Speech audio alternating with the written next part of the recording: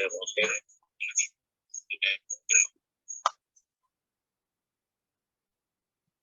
Kutiba alaikum idza hadara ahadakumul maut in taraka khairanil wasiyatu lil walidaini wal aqrabin bil ma'ruf haqqan 'alal muttaqin.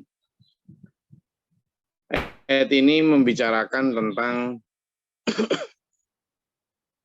kewajiban untuk berwasiat, ya. Berwasiat ketika sampean akan meninggal dan punya harta. Nah, yang kita bahas gini dulu. Dari mana sampean tahu akan meninggal? Ya kan? Orang kadang agak merasa akan meninggal kalau sakit keras.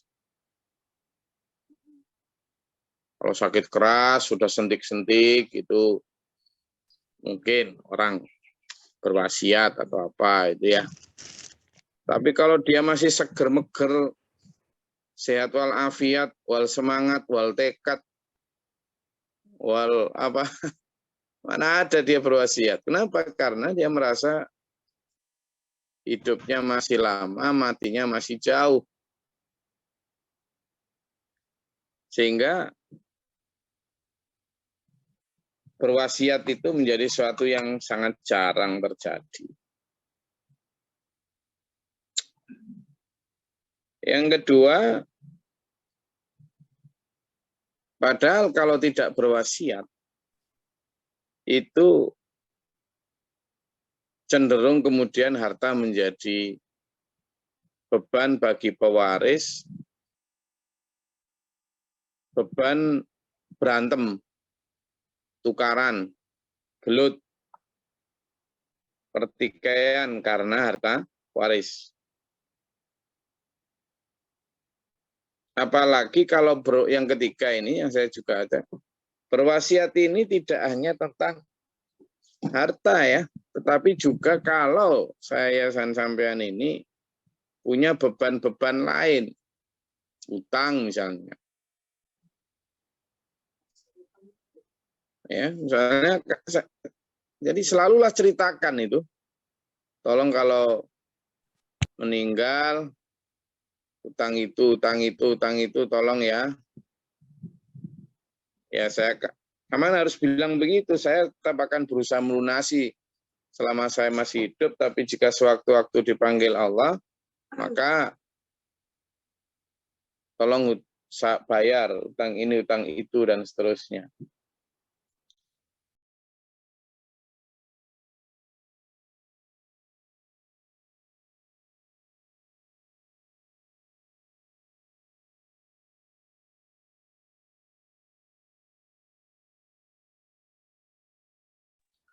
Jadi di situ letak pentingnya berwasiat. Kenapa? Karena kalau sampai meninggal, lalu hutang-hutang belum terlunasi, belum terbayarkan, belum terselesaikan, janji-janji belum terpenuhi, termasuk janji-janji, ya. Jadi bukan hanya harta, tapi termasuk hutang, termasuk janji-janji, bahkan mungkin kesalahan-kesalahan. Nah, dulu pada saat aku kerja di daerah sana, itu bapakmu ini, ibumu ini pernah bersalah kepada si Tukimin misalnya. Tapi belum sempat minta maaf, saya, bapakmu, ibumu ini udah keburu pindah. Tolong ya, nanti kapan-kapan kalau sempat, saya sekarang belum sempat, belum bisa ke sana. Jadi sewaktu-waktu kalau dipanggil, tolong minta maaf. Begitu. Saya dulu waktu SMA, Nak, itu pernah makan di kantin, belum bayar loh, Nak. Belum bayar, saya ingat betul itu makan pisang sama es teh itu. belum bayar, tak bilang, Mbok, besok ya Mbok ya, Mbok kantin. Oh iya, besoknya libur. Seninnya udah lupa. Sampai lulus belum tak bayar, nak. Tolong ya, nanti bayarkan. Oh iya nak, pada saat dulu kuliah itu pernah di koperasi mahasiswa itu saya ngambil jajan 2 tapi ngomongnya 1. Nah, lo jangan salah. Hal-hal meskipun cuma kue 1 nanti di akhirat jadi tuntutan loh. Dulur semuanya. Nah, wasiat-wasiat seperti ini ya, itu harus benar-benar diselesaikan. Qoblal maut, sebelum datangnya maut. Selain wasiat berupa khairanil tadi itu, harta. Ngomong sekarang yang berupa harta aja kadang lupa berwasiat, apalagi yang gitu-gituan. Ya.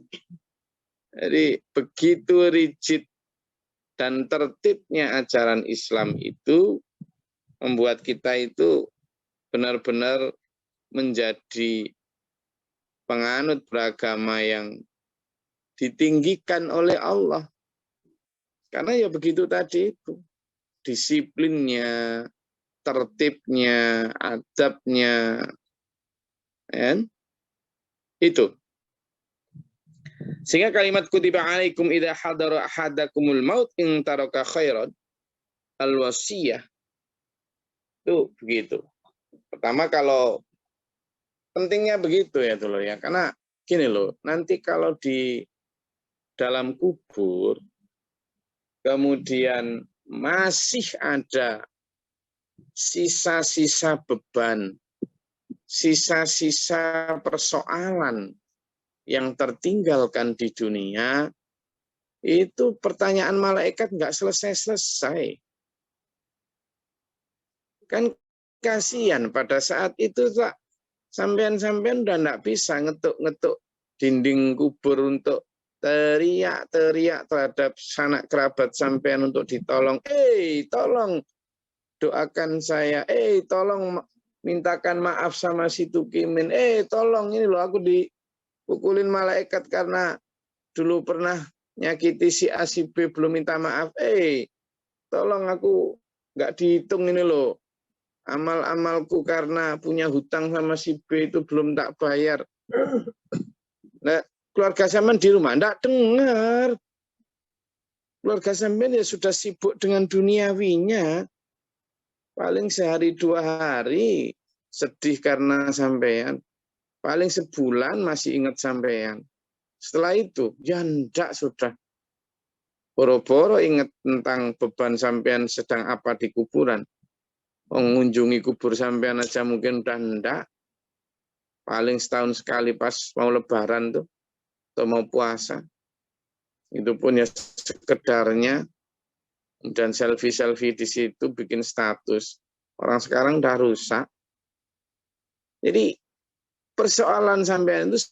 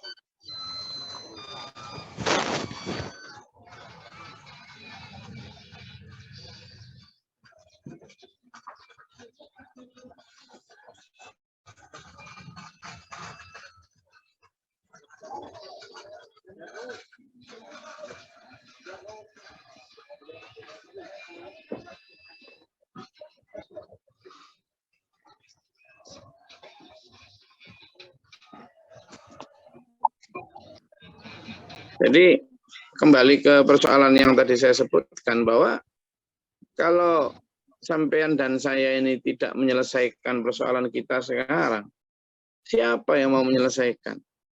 Ya, itu warning yang saya ingin kita pahami bersama.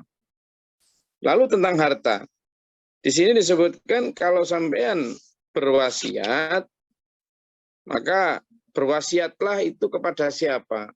Ngomongo, maturo tentang wasiat sampean itu kepada kedua orang tua. Wasiatnya itu kepada orang tua.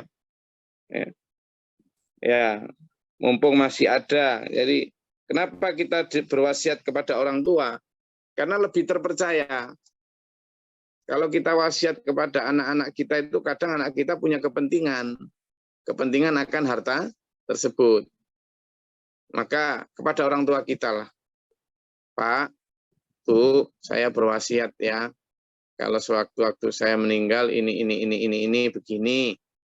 Bagiannya seperti ini, saya wasiat begini.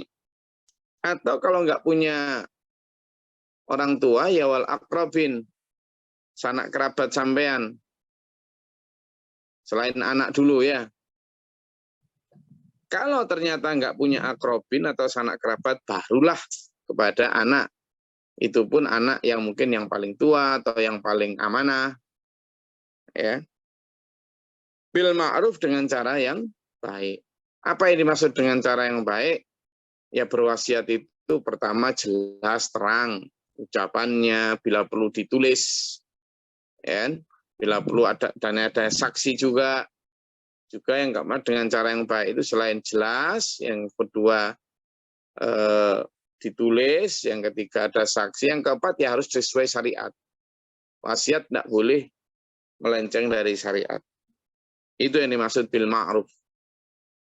Haqqan 'alal muttaqin itu sebagai kewajiban untuk orang-orang yang bertakwa. Jadi haqqan 'alal muttaqin sebagai kewajiban untuk orang-orang yang bertakwa.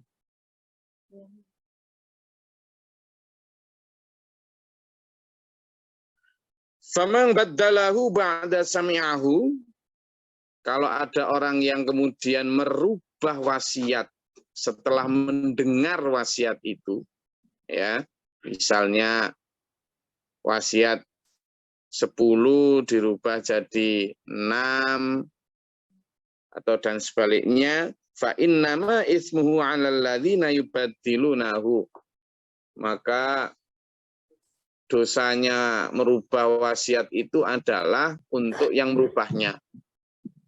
Innallaha sami'un alim, karena Allah Maha mendengar dan Maha mengetahui. Orang yang merubah wasiat itu kan merasa bahwa tidak ada yang tahu, tidak ada yang dengar. Padahal Allah mendengar, Allah tahu. Nah ini loh yang kita diajarin sama Pak Guru Mukhtar, agar selalu merasa seperti ikan di dalam air, kemanapun ikan pergi selalu digenangi oleh air. Kalau dalam surat Ali Imran ayat 191 itu kan, a'udzubillahi minasyaitonirrajim, alladzina yadhkurunallaha qiyaman wa qu'udan wa 'ala junubihim. Orang yang ulil albab itu orang yang selalu mengingat Allah saat duduk, berdiri maupun berbaring. Saat apapun, kemanapun ikan berenang tadi merasa diliputi, digenangi oleh air. Tidak. Kita ini harus gitu juga. Duduk, berdiri, berbaring selalu merasa diliputi, digenangi oleh Allah. Sehingga dalam hal wasiat semacam ini tidak akan yubadilu nahu. Tidak akan merubahnya. Ya. Itu kalau dari sisi penerima wasiat yang mendengar. Tapi kalau faman khofa mim musin, tapi kalau ada kekhawatiran yang memberi wasiat itu salah, janafan, au ithman, atau berbuat dosa. Apa ini maksud ini? Janafan au ithman, gini ya. Jadi wasiat itu ada syarat-syaratnya, ada standarnya, ada aturannya. Pertama, wasiat itu tidak boleh lebih dari sepertiga harta. Saya ulangi, wasiat itu tidak boleh lebih dari sepertiga harta. Itu jelas.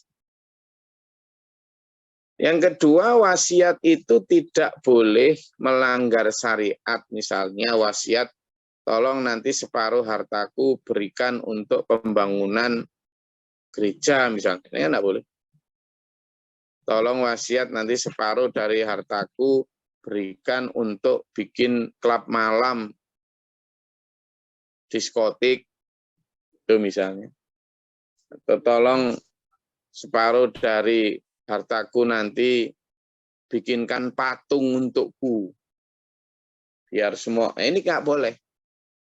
Dan itu pun yang boleh hanya yang sesuai syariat. Tolong ya nanti sepertiga dari hartaku sedekahkan untuk bangun masjid ini. Itu baru boleh. Sepertiga dari harta. Itu wasiat.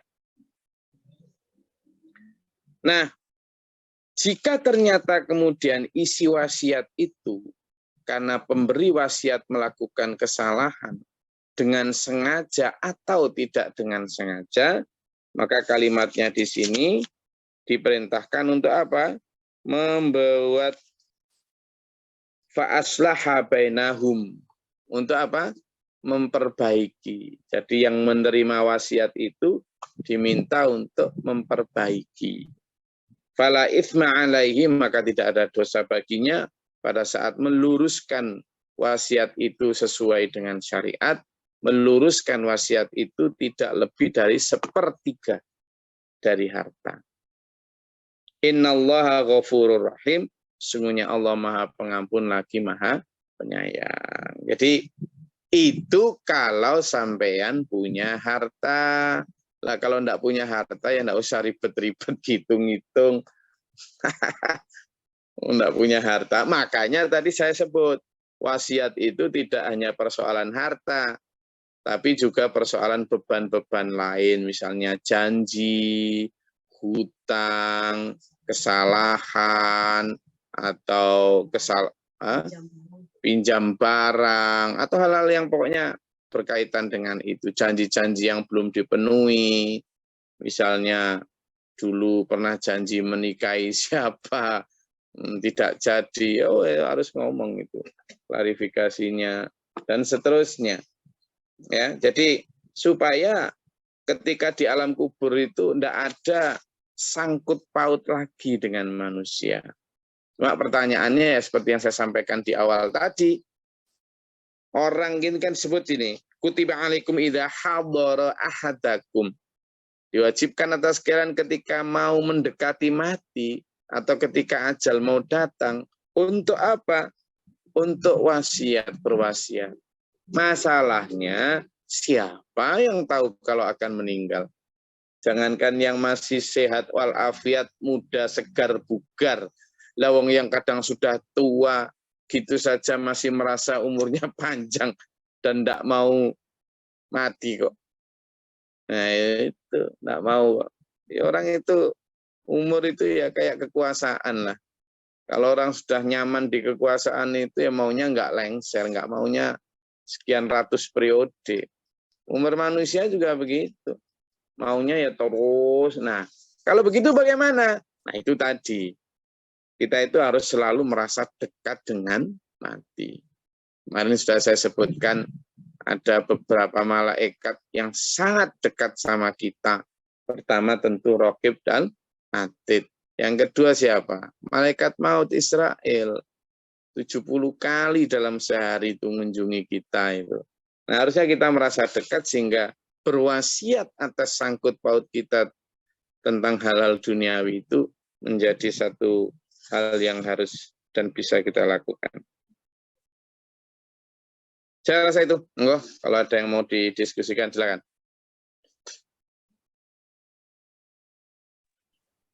Mohon maaf Gus. Ada pertanyaan. Silakan, silakan. Assalamualaikum warahmatullahi wabarakatuh. Salam. Pertanyaan saya Gus, ini yang satu, kenapa wasiat kok harus ada selain anak? Padahal yang sering saya dengar orang berwasiat itu kan orang tua yang meninggal, mau meninggal terus wasiatnya pasti yang dicari anaknya begitu. Dan kedua, wasiat boleh disedekahkan kepada misalnya dipakai apa gitu atau ke masjid atau kemana gitu. Sedangkan yang saya dengar-dengar ada orang yang mau meninggal ini nanti hartaku yang ini tolong kasihkan sedekahkan ke sini begitu Gus. Nih, jadi yang pertama bukan kok tidak boleh ya kepada anak itu, bukan kok tidak boleh, tapi urutannya sesuai ayat ini. Jadi kalau berwasiat itu lil walidaini, kepada kedua orang tua, wal aqrabin, dan kepada sanak kerabat. Nah, sanak kerabat ini ya berarti termasuk anak juga.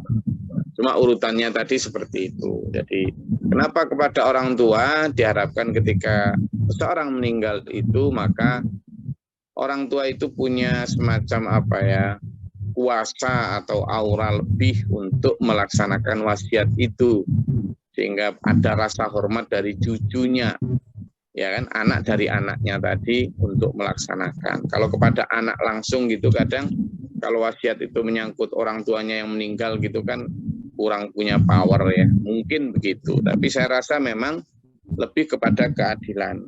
Wal aqrabin di sini tetap kepada anak, boleh ya. Maksudnya bukan kok tidak boleh, tapi urutan dalam ayat ini.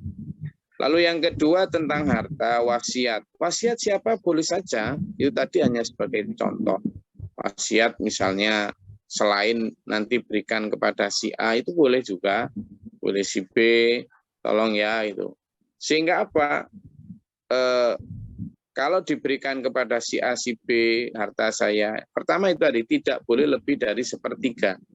Jadi misalnya punya harta 60 juta, maka dia hanya boleh berwasiat 20 juta aja. Yang 40 juta itu enggak boleh dia kemudian wasiat. Kenapa? Karena yaitu tadi 20 juta itu aturan wasiat. Nah, tapi saya ingin bersedekah lebih loh. Ya lakukan sekarang sebelum mati. Sebelum mati. Sebelum mati itu harta 60 juta itu hak sampean. Enggak sampean wariskan sama sekali juga boleh, enggak apa-apa. Ini kan hanya jaga-jaga kalau sewaktu-waktu meninggal, kemudian belum sempat terbagi. Jadi harta waris itu hanya menjadi harta waris ketika seseorang meninggal. Ketika seseorang belum meninggal, dia tetap harta, bukan harta waris. Harta milik sang pemilik tadi. Nah, ini kadang kesalahan anak-anak sekarang itu, anak yang sudah gede juga. Ketika orang tuanya masih sehat walafiat, itu lalu dia merasa bahwa itu harta waris. Dia keliru besar. Keliru besar. Jadi anak-anak sampean itu semuanya, dulurku yang ada di kajian ini, jangan diajarkan bahwa ketika sampean hidup ini, lalu dia, anak-anak sampean itu merasa bahwa harta hasil kerja sampean itu milik mereka. Jangan diajarkan begitu. Itu keliru besar itu. Keliru besar itu. Jadi jangan diajarkan anak-anak kita itu ketika kita masih sehat walafiat ini, anak-anak kita tuh merasa bahwa harta milik kita itu milik mereka. Jangan. Ini kesalahan pola pikir yang membuat kemudian anak-anak kita itu berani sama kita itu. Sampai ada anak yang kemudian berani ngusir orang tuanya dari rumah milik orang tuanya. Karena merasa bahwa itu hak warisnya. Ini salah besar. Jadi dalam ilmu waris atau ilmu faraid, itu harta hanya akan menjadi harta waris atau berhak diwaris oleh sang anak dan sebagainya, itu kalau si pemilik harta, artinya orang tua itu meninggal. Kalau belum meninggal, dia hak utamanya itu. Jadi misalnya wasiat tadi itu kan kalau aku meninggal kan gitu. Nah, kalau misalnya si pemilik harta itu ingin mengalokasikan hartanya untuk siapapun, ya boleh saja. Misalnya dihibahkan kepada si A, si B, atau bahkan diwakafkan kepada kepentingan agama yang ini, yang itu hak-hak orang tua. Anak enggak boleh ikut cawe-cawe itu, enggak boleh belas. tidak berhak apapun gitu. Nah ini yang sering di orang tua itu kadang ketika misalnya ada kasus-kasus dilecehkan atau diterlantarkan oleh anak, itu kadang kesalahan orang tua sejak awal yang kemudian mendidik anak berpola pikir seolah-olah itu hartanya. Padahal itu harta sampean sendiri. Mau sampean apakan ya terserah sampean. Kewajiban orang tua adalah mendidik, merawat anak sampai mandiri. Mandiri itu punya batasan umur ya.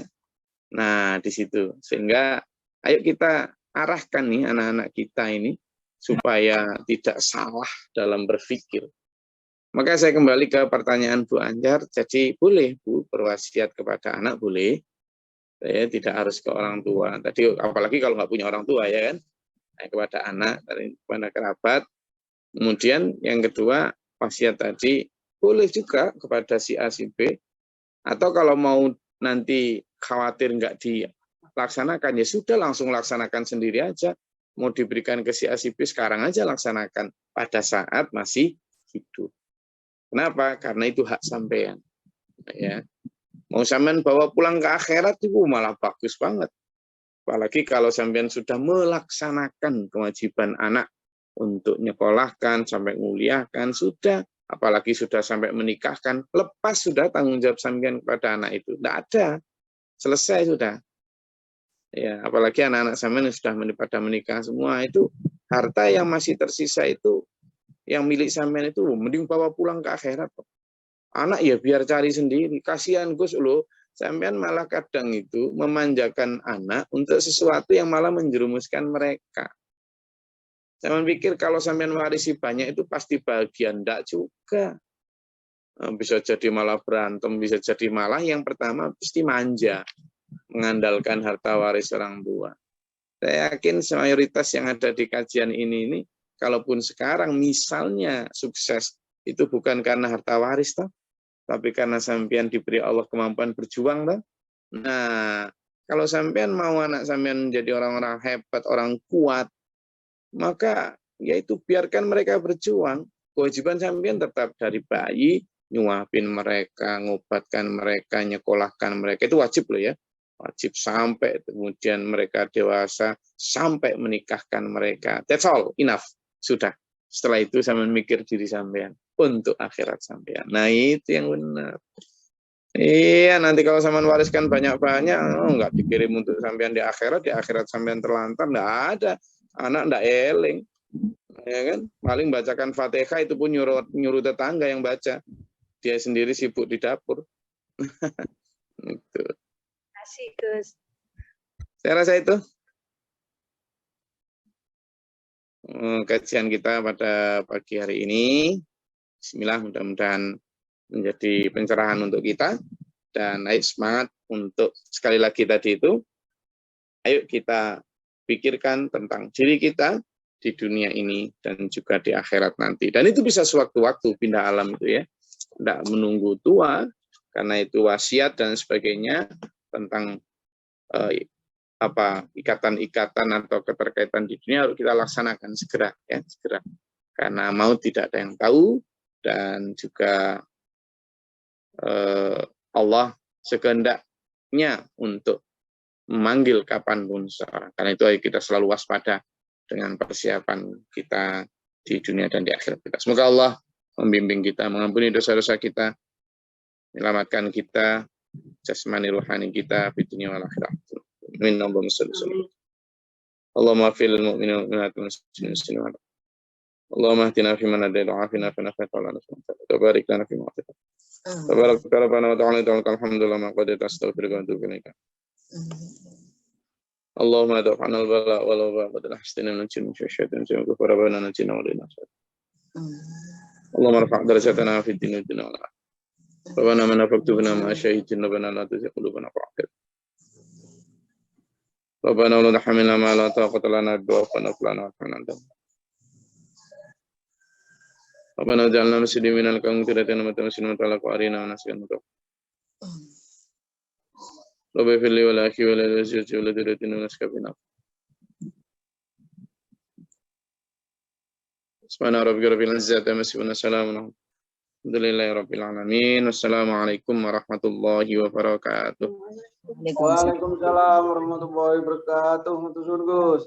Allahumma arhamna bil Qur'an waj'alhu lana imaman wa nuran wa hudan wa rahmah. Allahumma dhakkirna minhu ma nasina wa 'allimna minhu ma jahilna warzuqna tilawatahu ana al-laili wa atraf an-nahar.